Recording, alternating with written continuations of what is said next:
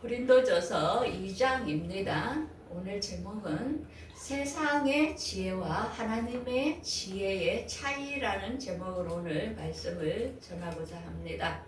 우리가 지금 세상은 너무나 발전해서 이 AI 시대가 되면서 정말로 사람의 두뇌를 정말로 따라잡는 정말 이런 현실에 우리가 살고 있습니다. 그런데 하나님의 성령의 지혜는 하나님을 아는 길은 성령 밖에는 알 수 없다는 것입니다. 그래서 이 세상의 학문이나 지식으로 하나님을 알기는 부족하다는 것을 이야기하고 있습니다. 독일 같은 데는 벌써 AI 목사가 등장합니다. 교회에서 AI가 이제 예배와 이렇게 진행하는 것들을 볼 수 있는데요. 정말 AI가 하는 것이 맞을까요? 자, 오늘 본문을 통해서는 왜 종교만은 왜 AI가 할 수 없다는 것을 우리에게 보여주는 것입니다.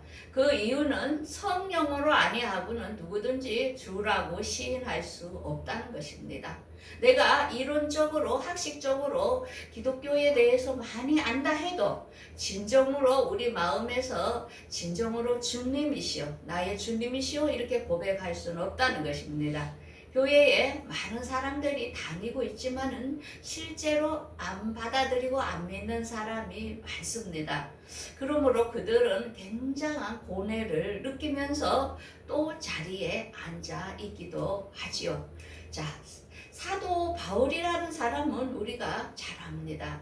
그는 가말리엘 문화에서 율법을 공부한 학자이며 노만 시미권을 가졌고 또 유대교의 교육을 받았고, 그리고 이 사도 바울은 예수님을 만나고 나서 아라비아에서 반도에서 3년간 그가 성령의 계시를 받았고 또한 10년이라는 시간 동안 다소에서 예수님과의 깊은 교제 속에 있었던 사람이었습니다. 그래서 예수님을 안다는 것은 그저 쉬운 게 아니고 10년, 13년을 넘게 교제 속에서 그가 이야기를 하면서 전도를 시작했던 것을 알 수 있습니다.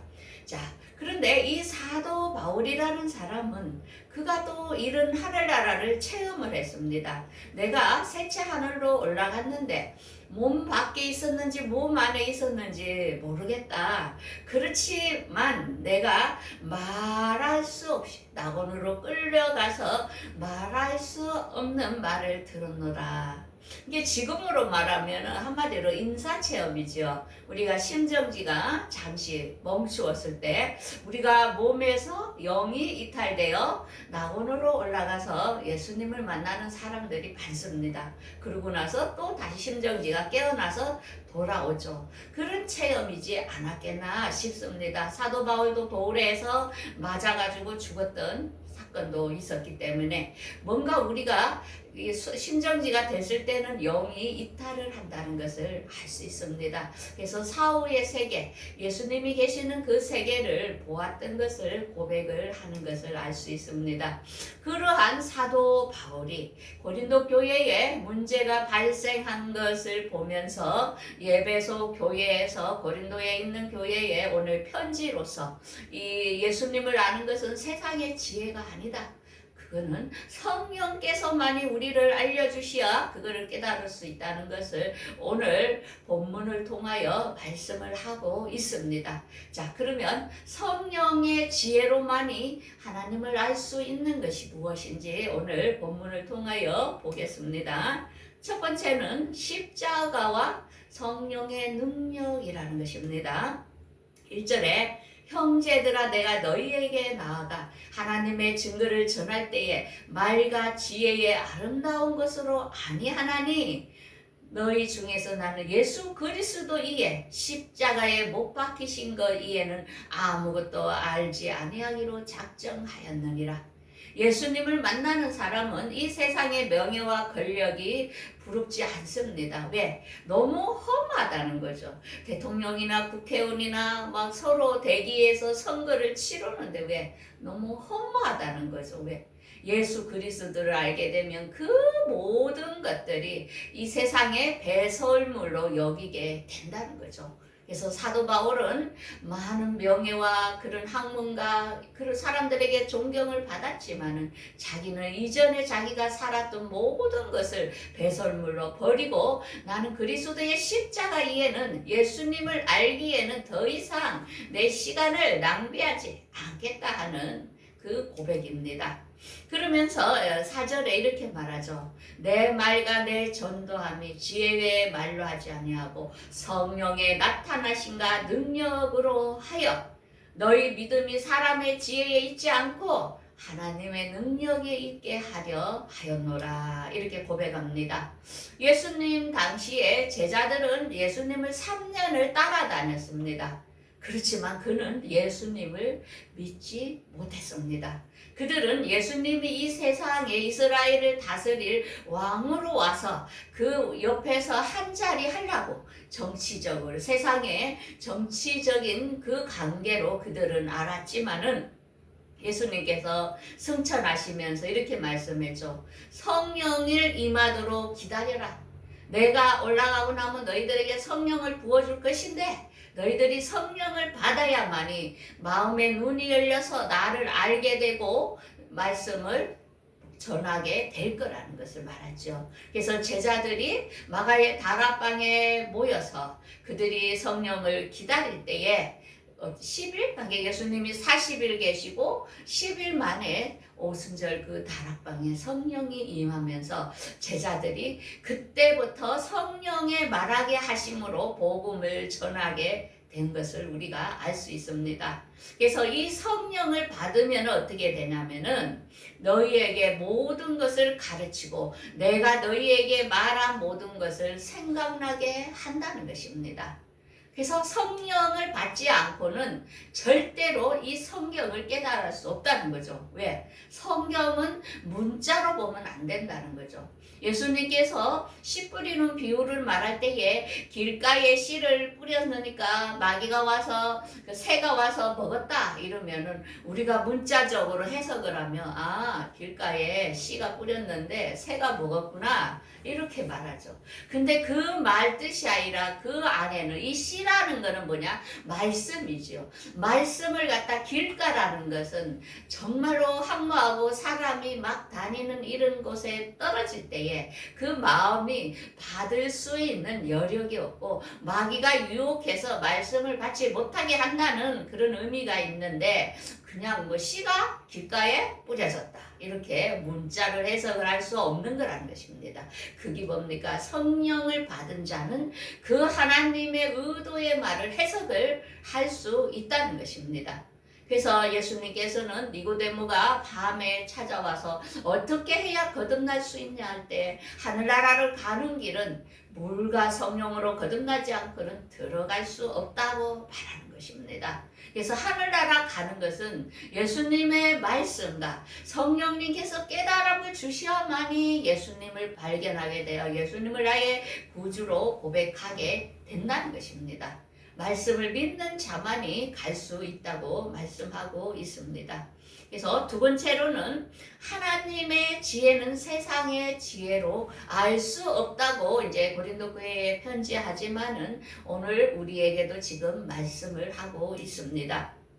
그러나 우리가 온전한 자들에 대해서는 지혜를 말하노니 이 세상 지혜가 아니요 이 세상에 없어질 통치자의 지혜도 아니요 7절 오직 은밀한 중에 계신 하나님의 지혜를 말하는 것이로서 그 감추었던 것인데 하나님이 우리의 영광을 위하여 만세전에 미리 정하신 것이다. 하나님께서는 이 세상을 창조하기 전에 하나님께서는 미리 본인이 계획을 해 놓았다는 것입니다. 그래서 이 지혜, 하나님께서 계획한 지혜는 이 세상의 통치자들이 알 수 없고 그들이 만일 알았더라면 예수를 십자가에 못 박지 아니했다 이 말이에요. 그 말이 뭡니까? 예수님께서 십자가에 못 박히실 때 마귀들은 예수님이라는 저 사람만 죽이면 끝날 줄 알았습니다. 그래서 어떻게든지 누명을 씌워가지고 못 박았는데 예수님이 살아났다는 것입니다. 왜? 그들은 부활이라는 것을, 마귀는 부활이라는 것을 모릅니다. 그래서 많은 사람들을 마귀는 우리의 육체까지는 죽이려고 온갖 박해와 고난을 할 수 있지만은 우리는 죽으면 더 좋은 건 뭡니까? 부활되어 영원한 하늘나라에 들어간다는 것입니다. 지금도 마귀는 모른다는 것입니다. 그래서 기독교인들을 핍박하고 공산주의는 탄압하고 신앙을 없애고 신앙 자체를 국가가 하나님으로 섬기도록 만드는 게 그게 공산주의 아닙니까? 국가에서 모든 걸 해주는 것처럼 하나님이란 분을 없애버리는 작업이 공산주의 아닙니까? 그런 것처럼 마귀는 그 뒤에 사람이 영이 있고 하나님이 다스린다는 것, 그 위의 단계를 알지 못하기 때문에 이 세상의 모든 걸 가지기 위하여 온갖 거짓말을 치면서 죄를 범하고 있다는 것입니다. 그래서 9절에 보면은 기록돼 하나님이 자기를 사랑하는 자들을 예비하신 모든 것은 눈으로 보지 못하고 귀로 듣지 못하고 사람의 마음으로도 생각지 못하였다는가 같으니 하나님께서는 우리를 사랑하는 우리를 위하여 예비해 놓은 게 있다는 것입니다.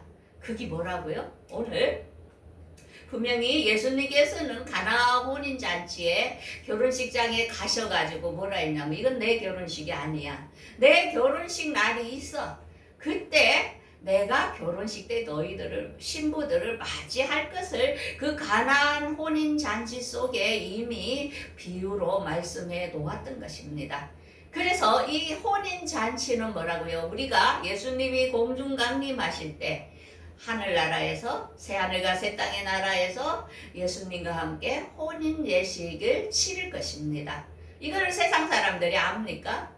여러분들 압니까? 이거는 아무나 알 수 없습니다. 왜? 내 안에 성령이 없는 사람은 이해가 안 됩니다. 저 목사님 무슨 소리 하는 거야? 정말 이 세상 말고 죽으면 고만이지 무슨 예수님이 오시고 혼인잔치가 있고 이거 말도 안 되는 소리야. 그럽니다. 그런데 제가 말하는 것이 들리는 사람이 있어요. 그건 뭡니까? 여러분들 안에 성령이 있기 때문입니다. 그래서 우리가 영원히 혼인 예식을 하고 살 나라는 새하늘과 새 땅의 나라. 우리가 이 세상의 사람이 아니라는 것입니다. 우리는 지금 세상이 혼란하고 정치와 경제가 몰락을 한다 하더라도 우리는 이 세상이 다가 아니라는 것입니다. 이렇게 될 때에 예수님의 시대가 열릴 것이기 때문에 우리는 오히려 감사하고 기다려지고 기뻐할 수 있지요. 그 다음에 세 번째로는 성령을 통한 영적인 분별력을 주시는 것입니다. 오직 하나님의 성령이 이것을 우리에게 보이셨으니 성령은 모든 것고 하나님의 깊은 것까지도 통달하신다는 것입니다. 그래서 성경을 보면은 이게 무슨 말인가 이해가 되고 하나님의 마음을 알게 되는 것입니다. 그래서 세상에 이기적인 사람들은 자기가 나쁜 짓을 해도 그것을 예사로 생각합니다. 왜? 타인이 고통과 어려움은 그들은 생각 자체를 못한답니다. 그게 일종의 그게 정신병이죠. 왜? 내가 도둑질을 하면은 저 사람이 얼마나 힘들어하고 고통을 할까 하는데 이기적인 사람은 왜 내가 없는 거 내가 좀 가져온 건데 뭐 어때? 이런 식이랍니다. 그래서 오늘날 그런 사람들이 너무너무 많아지기 때문에 세상이 사랑이 없고 아주 삭막한 시대가 되는 것입니다. 그런데 하나님의 사람들은 하나님의 마음속에 지금 일어나고 있는 전쟁과 이런 것들을 보면서 하나님의 마음을 알게 됩니다. 하나님께서 하시는 계획이 있구나. 그래서 그 마음을 알아서 하나님의 마음에 동참하게 되고 기도하게 되고 또 어려움 속에서 같이 도우면서 하나님의 시간대를 기다리게 된다는 것입니다. 그래서 사람의 일을 사람의 속에 있는 영 이해는 하나님의 일을 알 수 없다는 것입니다. 그래서 하나님의 영 이해는 하나님의 마음을 아무도 알 수 없다고 이야기합니다.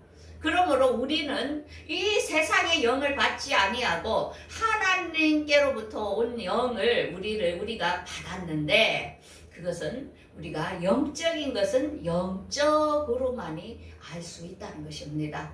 그래서 예수님을 믿고 예수님을 아는 것은 영적인 일, 세상의 영이 아닙니다. 성령의 영으로만이 알 수 있다는 것입니다. 그래서 이 세상에 많은 사람들이 예수를 믿지 않지만은 그거는 우리의 영역이 아닙니다.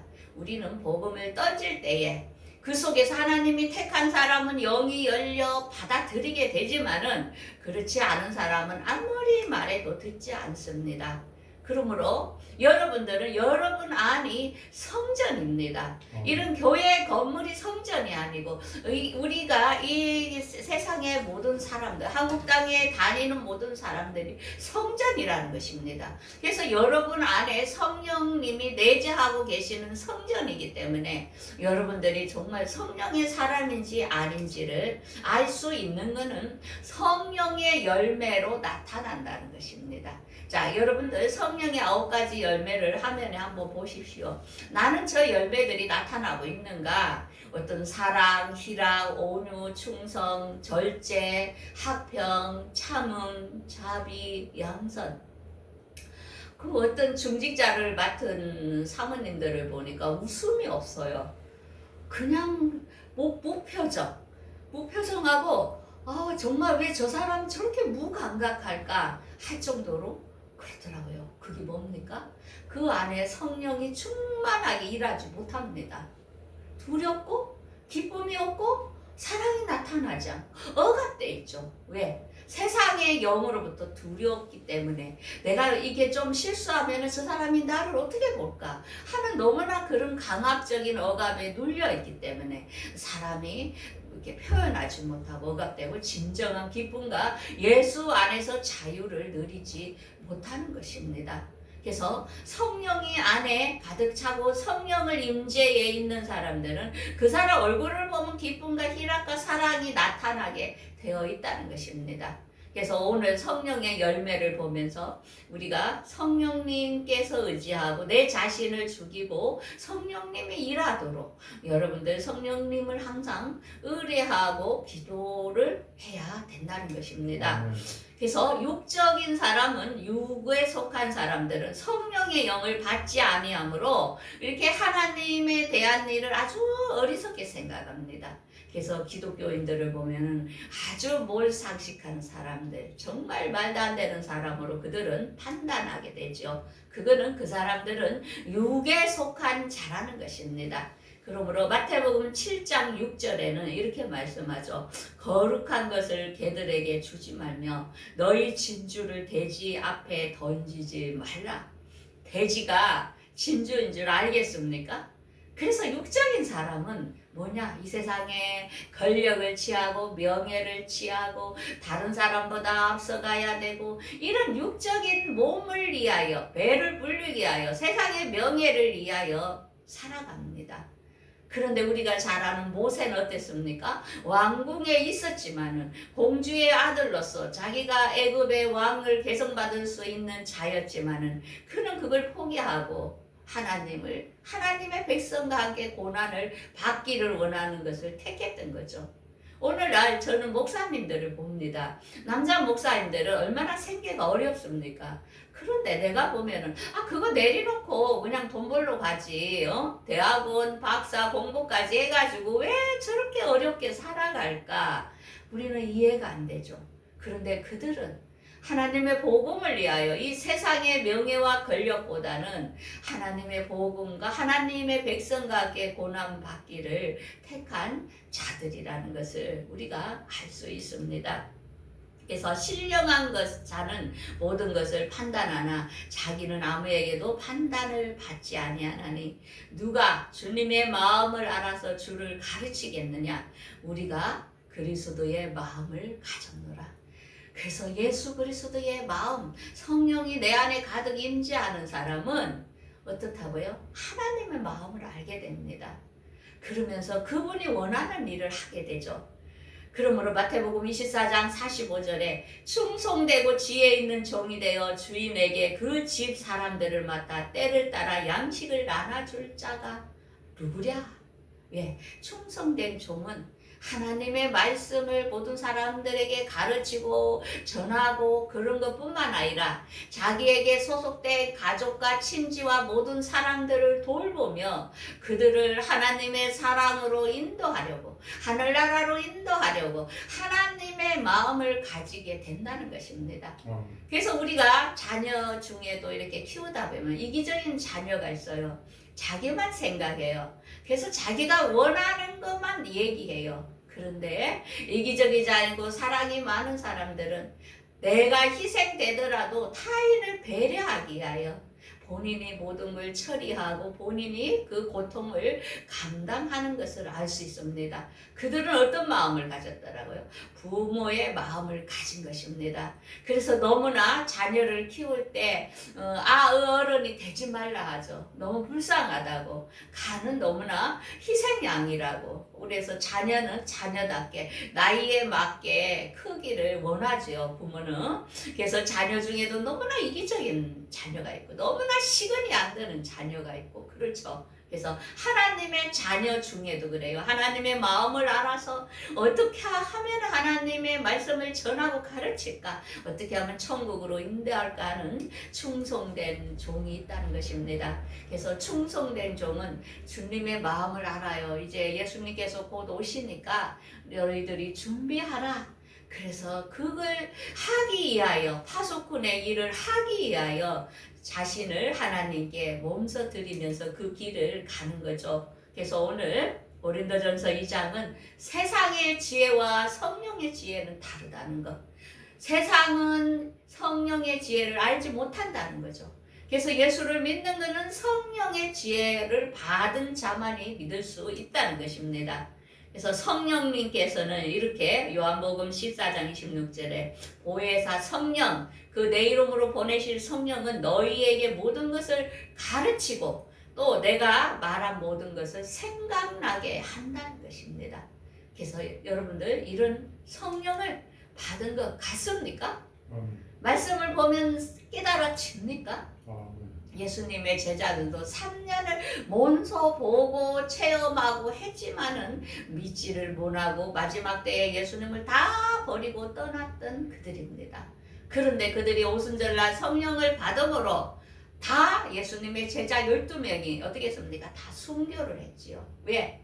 내가 죽어도 천국이 있는데 이 몸 바쳐 주를 위해 살겠노라 이렇게 변하게 되는 것입니다. 오늘도 이 설교를 듣는 여러분들도 성령님께서 하늘나라를 보여주신다면 여러분들도 여러분들의 생에 예수 그리스도를 만나기 위하여 앞으로 오는 핍박이 있을지라도 예수님을 부인하지 않고 그것을 가기 위하여 할 때에 그것은 내 마음이 아니고 내 안에 있는 성령님께서 여러분들을 하신다는 걸 믿고 두려워하지 마시고 기다리는 여러분들이 되기를 바랍니다. 그래서 성령님을 받기 위해서는 어떻게? 기도하라는 것입니다. 너희가 회개하여 예수 그리스도의 이름으로 세례를 받고 제사함을 받으라. 그리하면 성령을 선물로 준다는 것입니다. 성령을 받기 원합니까? 예수님 앞에 나와 회개하십시오. 그렇게 회개할 때에 여러분들에게 성령을 부어 주실 것을 오늘 말씀을 하고 있습니다. 그래서 성령을 구하라. 아무리 악한 자라도 기도하는 자에게 좋은 것을 주는데 너희가 기도할 때에 성령을 주시겠다고 오늘 약속합니다. 이 말씀을 듣는 여러분들 성령이 누구인지 모를지라도 하나님께 구하십시오. 여러분들이 가지고 있는 죄를 회개하고 성령 받기를 위하여 간절히 기도할 때에 여러분들이 마음이 열리면서 성령을 받는 놀라운 기적이 일어나게 될 것입니다. 이미 성령을 받고 예수를 믿는 여러분들은 이제는 내 뜻대로 말고 성령의 지시를 받아 살아가는 여러분들이 되기를 바라겠습니다. 기도하겠습니다.